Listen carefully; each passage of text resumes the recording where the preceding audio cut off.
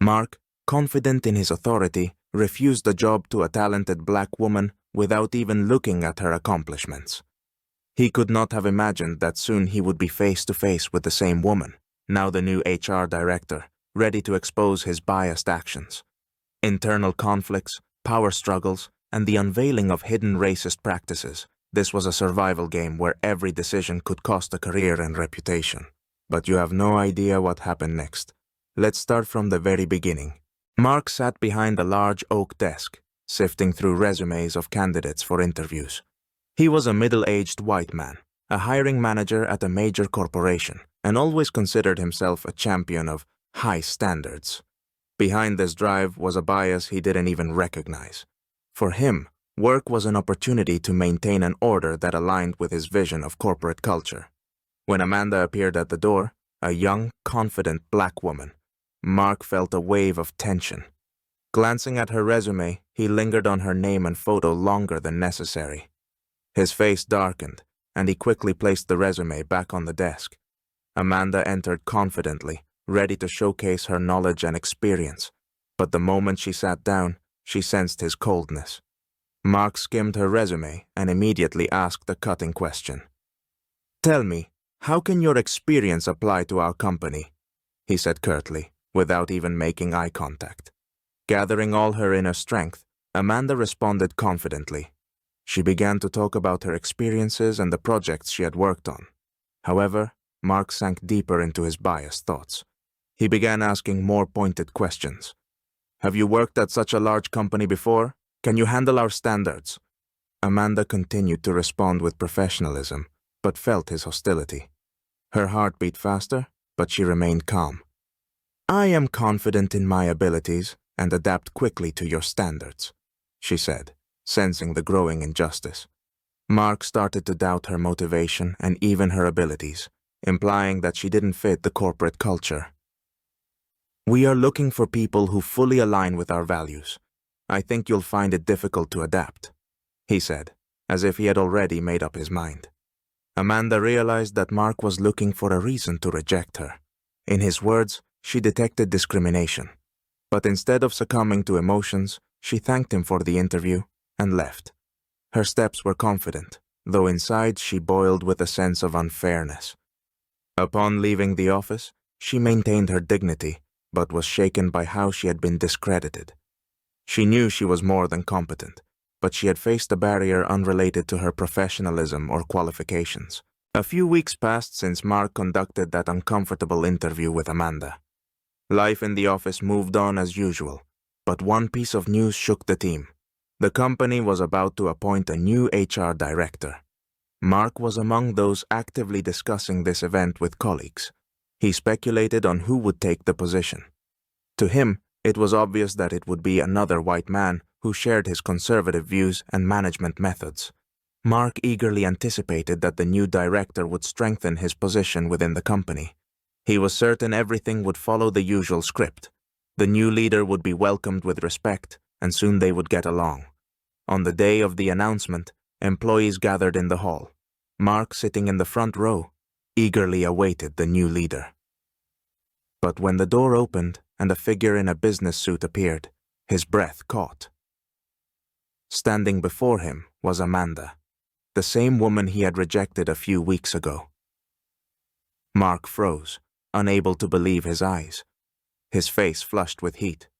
This wasn't just shock, it was the realization of a mistake. He couldn't believe that the woman he had dismissed was now in one of the company's most influential positions. Amanda entered with grace and confidence. Her calm demeanor immediately set her apart. Employees watched with interest, while Mark struggled with confusion. Thoughts swirled in his head. Had he known her status, he wouldn't have treated her so dismissively. His confidence was shaken. Amanda, standing at the podium, began her speech. She spoke clearly and confidently, outlining her vision for the company's future. Her voice was full of strength. "Our goal is to create an inclusive and fair corporate culture where every employee feels valued," Amanda said. "We will fight against bias and discrimination that hinder growth. I'm confident that we can make the company more open and fair for everyone." These words hit Mark like a bolt from the blue. She was talking about things that challenged his methods. He realized that everything was going to change, and his approach would no longer be the norm. Amanda continued her speech, revealing plans for internal audits and diversity support. She made it clear that justice and equality were top priorities. Mark felt his heart race, realizing that his bias might now become the focus of the new leadership. The meeting ended, and Amanda said her goodbyes to the employees, but Mark remained seated, deep in thought. He understood that his actions could now have serious consequences, and Amanda, the woman he had rejected, now controlled his fate. Mark was shocked by Amanda's appointment as HR director, but his shock quickly turned into anger. He couldn't accept that he now had to answer to the woman he deemed unworthy of a job at the company. Thoughts of injustice filled his mind, and he began to feel that his position was threatened. Amanda was clearly aiming to make changes that undermined the foundation upon which Mark had built his career. He began to resist Amanda's reforms. Her initiatives to create an inclusive and fair environment seemed unnecessary and dangerous to the company's stability. Mark convinced colleagues that Amanda's changes were excessive, impractical, and bad for business. Mark secretly sabotaged her initiatives, blocking the implementation of new proposals. In meetings, he hinted at the need for stability, and behind closed doors, he suggested to colleagues that the changes would bring chaos. Some colleagues, who shared his views, began to doubt the necessity of the reforms. Amanda quickly realized that Mark was undermining her authority. She noticed his dissatisfaction and actions aimed at minimizing support for her reforms. Amanda was ready for the fight, knowing that justice always meets resistance. She initiated an internal investigation into hiring practices. The audit revealed that Mark had systematically discriminated against candidates, especially black people and minorities. The evidence of his bias was shocking. Mark had been rejecting candidates who didn't fit his idea of the right culture. Rumors of the investigation began to spread, and the atmosphere in the office changed. Colleagues discussed Mark's behavior, which had previously been seen as normal. Many began to distance themselves from him. He increasingly felt isolated, and his allies started to drift away, fearing they'd be targeted by the new leadership. Mark felt he was losing control. His status was crumbling, and he realized that his career was at risk. But instead of admitting his mistakes, he continued to fight, backing himself into a corner. Amanda remained steadfast. She knew that to create an inclusive environment, it was necessary to expose those who perpetuated discrimination, and Mark had become one of the prime examples of that resistance. When Amanda received the results of the internal investigation, she knew it was time to act decisively. At a company-wide meeting, she announced the findings related to discriminatory practices in the company. The atmosphere was tense, and everyone expected something serious. Amanda confidently took the stage. All eyes were on her as she began to speak about the importance of an inclusive culture and equal opportunities for every employee.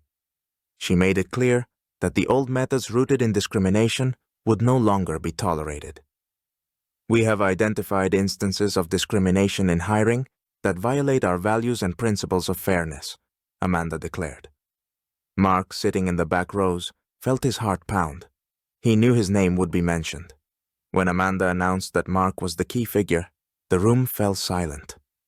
It has been established that minority candidates were particularly subject to discrimination, Amanda continued. This is unacceptable. Mark jumped up, trying to defend himself. This is unfair. All the accusations are false. I was just following the rules. But his words were drowned out by the growing discontent among employees. No one supported him anymore. Colleagues who had previously remained silent now expressed their disappointment. Mark's words lost weight. He realized he was losing his reputation, status, and respect.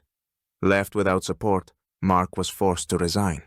For him, it was a painful lesson, facing the consequences of his actions. His arrogance had crumbled, and he began to understand just how unfairly he had acted. Amanda, on the other hand, emerged victorious. Her integrity and commitment to justice paid off. The company began to transform. She introduced diversity support programs, equality training, and improved the hiring system to eliminate discrimination. The company soon felt the positive changes. The work environment became more open, and employees felt part of a unified team with equal opportunities. Amanda gained recognition among colleagues and in the business community for her dedication to fairness. The finale left the employees with a sense of justice. Amanda's story became an example of the importance of fighting for everyone's rights and showed that change is possible when one stands up to injustice.